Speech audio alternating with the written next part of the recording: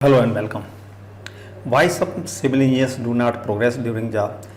आपने देखा होगा कि कुछ सिविल इंजीनियर्स ऐसे होते हैं जो बहुत अच्छी प्रोग्रेस करके बहुत ही कुछ समय में ही बहुत आगे बढ़ जाते हैं, प्रोजेक्ट मैनेजर से इंचार्ज बन जाते हैं। और कुछ सिविल इंजीनियर्स जो होते हैं वो जूनियर इंजीनियर रह जाते हैं या फिर बड़े मिड लेवल पे ही जाके अटक जाते हैं और उनका प्रमोशन नहीं होता है, उनका जॉब में ग्रोथ नहीं होता है। वो कई जगह कंपनियां भी चेंज करके देख लेते हैं लेकिन फिर भी वो वहीं कहीं रह जाते हैं। इसका ये कारण जानना है कि आखिर उनकी प्रोग्रेस क्यों नहीं हो रही है। बाकी जब दूसरे लोग आगे बढ़ रहे हैं तो ये कुछ लोग क्यों नहीं बढ़ पा रहे हैं, इसका हमें ये सवाल का जवाब आज ढूंढने की कोशिश करते हैं। देखते हैं कि क्या कारण है।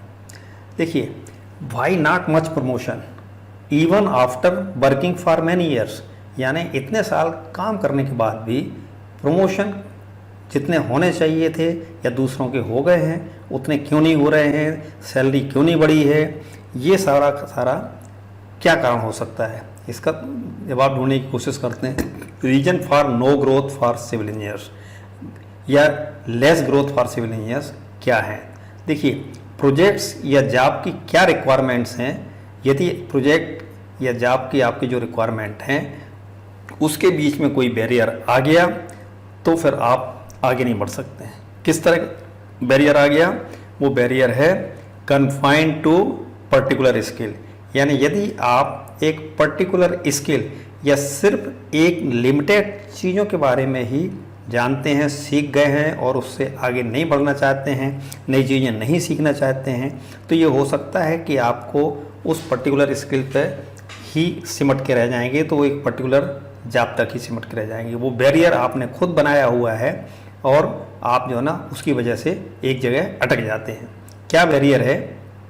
क्योंकि बिकॉज ऑफ लैक ऑफ, यानी आप में क्या कमी है?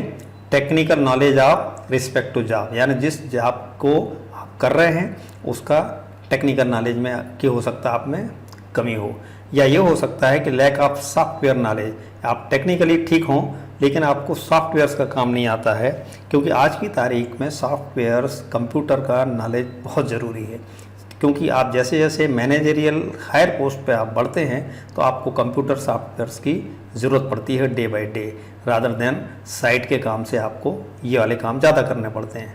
तीसरा है लैक ऑफ मैनेजमेंट स्किल्स, यानी आप दोनों चीज़ें जानते हैं लेकिन यदि आप टेक्निकली चीज़ों को मैनेज नहीं कर पा रहे हैं प्रॉपरली, आप चीज़ों के सामंजस्य नहीं बिठा पा रहे हैं, तो होगा क्या कि आप अपनी स्किल्स का प्रॉपर यूज़ नहीं कर पा रहे हैं और आप सक्सेसफुल नहीं दिख पाएंगे। तो इसलिए आपके पास इन तीन चीज़ों की कमी आपको जॉब में ग्रोथ से रोक सकती है, आपके करियर की ग्रोथ को रोक सकती है। तो अब देखते हैं कि करना क्या है। टेक्निकल नॉलेज है यदि तो कहाँ से आए। देखिए, कुछ वेबसाइट्स हैं जिनका भी आप सहारा ले सकते हैं। टेक्निकल नॉलेज आपको हमेशा अपना अपडेट करते रहना चाहिए, आपको आगे बढ़ते रहना चाहिए। ऐसा नहीं है कि आपने जो कॉलेज में कई साल पहले पढ़ा था बस उतना ही है और उससे आगे आपको कुछ चीज़ नया नहीं सीखना है, ऐसा नहीं है। क्योंकि आज के समय में चीज़ें बदल रही हैं और बदलते समय के साथ आपको भी बदलना होगा यदि आगे बढ़ना है।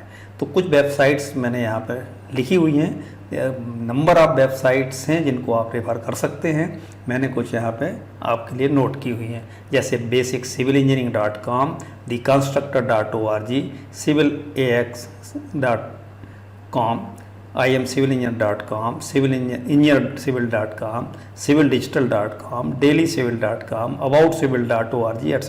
बहुत सारी वेबसाइट्स हैं जिनसे आप अपना टेक्निकल नॉलेज को बढ़ा सकते हैं, अपडेट कर सकते हैं। और बहुत सारे कई सोशल मीडिया के प्लेटफॉर्म्स हैं जिनको आप इस्तेमाल कर सकते हैं। ये तो एक सजेशन था।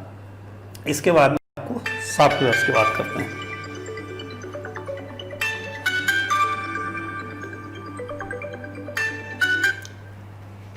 सॉफ्टवेयर्स का जहाँ तक सवाल है उसमें आपको देखो दो तरह के सॉफ्टवेयर्स होते हैं कि जो एक सॉफ्टवेयर सभी को आने चाहिए और जो कुछ स्पेसिफिक सॉफ्टवेयर्स हैं एज़ पर द रिक्वायरमेंट। सभी को कौन कौन से सॉफ्टवेयर्स आने चाहिए? जैसे ऑटोकैड सिविल इंजीनियर को आने चाहिए क्योंकि उसको आपकी डिज़ाइन ड्राइंग पढ़ना, समझना, मेजरमेंट्स निकालना, एरिया निकालना, ये सब आना चाहिए। इसी तरह से एक्सेल बहुत अच्छे से आना चाहिए। एक्सेल में कैलकुलेशन करना है, फार्मूले लगाना है, डाटा एनालिसिस करना, प्रिंट आउट लेना बहुत अच्छे से आना चाहिए। इसी तरह से जब आप हायर पोजीशन पे जाते हैं तो आपको पावर पॉइंट में अपना प्रेजेंटेशन भी आना चाहिए। तो पावर पॉइंट पीपीटी वगैरह ये भी बहुत अच्छी तरह से आना चाहिए। जहाँ तक स्पेसिफिक सॉफ्टवेयर्स की बात है तो स्पेसिफिक सॉफ्टवेयर्स आपके एज पर द रिक्वायरमेंट होते हैं कि जो भी रिक्वायरमेंट के हिसाब से आपके सॉफ्टवेयर होंगे वो जिस फील्ड में आप होंगे वो आप सीखेंगे। ये सभी के लिए ज़रूरी नहीं है, वो स्पेसिफिक लोगों के लिए ही होते हैं। तो ये एडवाइस हमारी ये है कि आपको लर्निंग इज फास्ट, यानी आपको चीज़ों को सीखना पहले है। यदि आप लर्निंग करते हैं तो आपको अर्निंग अवश्य होगी, और अर्निंग होगी तो आपकी ग्रोथ भी अवश्य होगी। तो learning is the main thing. यही एडवाइस है हमारी आपके लिए यदि आप करियर में आगे बढ़ना चाहते हैं, अपने ग्रोथ बढ़ाना चाहते हैं। Thank you very much.